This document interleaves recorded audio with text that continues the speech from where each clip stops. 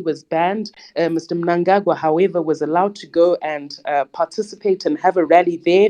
He obviously huge vote buying. He, gave bicycles to a number of residents in Binga, and the people were defiant, and they voted overwhelmingly in support of the Triple C candidate who was there, Prince Duveko Sibanda. We had similar issues in Dagamvura, and again, an overwhelming vote on the part of Triple C. So in short, we have a lot of work to do.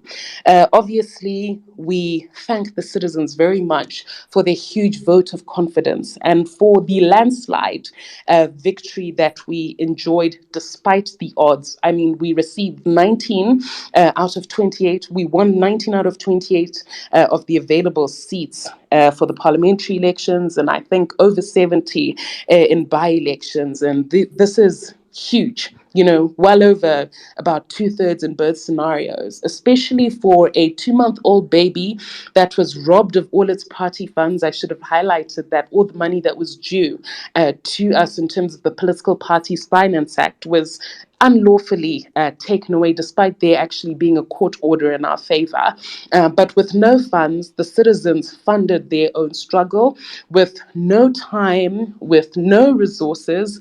The citizens defied the odds. And I think the clear message for 2023 is that the Citizens Coalition for Change can and will certainly win an election that is free and fair.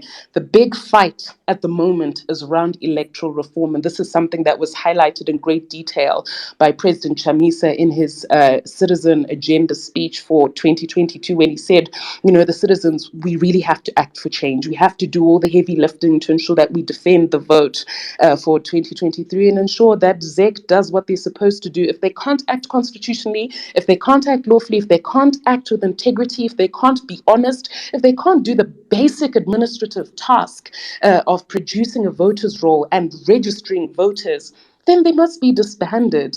You can't hide a polling station in the middle of a bush just because it's a stronghold of the Triple C candidate. You can't, gerrymander voters' roll just because in areas where the Triple C candidate is strong. That's not the sort of politics, that will take Zimbabwe into the future. The citizens are sick and tired of suffering, and I am rounding up.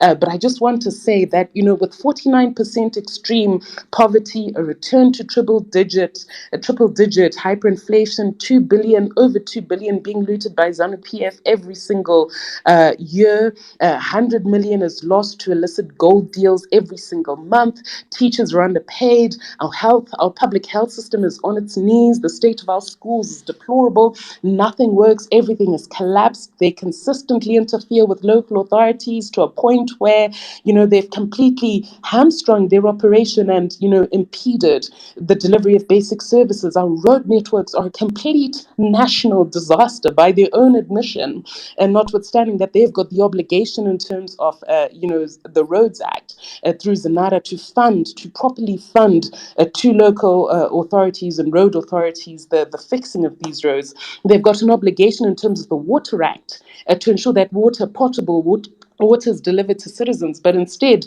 they're on a crusade of building or sinking boreholes for political gain. No, Zimbabweans deserve potable, clean water. That's a basic right in 2022. So by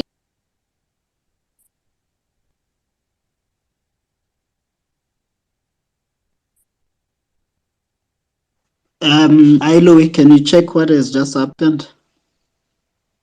Ineke? Hi, Mujadzi, yeah, sorry, I seems think like we just something went lost wrong. Let's just see if I can. Fadzayi. Let's hope that she'll be able to come back in and to give the opportunity to finish. But I think she my paints sincere a apologies. I very... think my big fingers touched something. But I was just rounding up and going to say that by all accounts, ZANU-PF has failed the people. And the big task is to fight for electoral reform so that we don't have another disputed election come 2023, and finally Zimbabweans can enjoy a life of dignity, a life where they've got freedom, fairness, and opportunity, and also where, the will of the people is supreme. That's what was fought for in the liberation struggle: one man, one vote. And we want to finish the important business of liberation so that with independence we get freedom as well. Thank you very much. Thanks, Fadzayi. And I think the picture you paint is quite dire and a bit deflating, I think, for those who are hopeful that Zimbabweans can find each other and sort the mess that the country is in as we move, especially towards 2023, that there will be less contestation of the electoral result. And we have seen these things in 2018. We are now in 2022.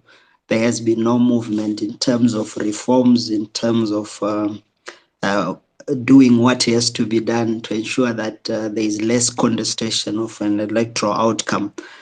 So it's quite it's quite a tall order, as you put it, to begin to think of what has to be done between now and 2023 to ensure that the electoral playground is level and that everyone has a chance. I know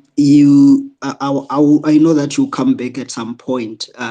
We know that the Zimbabwean crisis has ceased to be just a Zimbabwean crisis. It has spilled over into the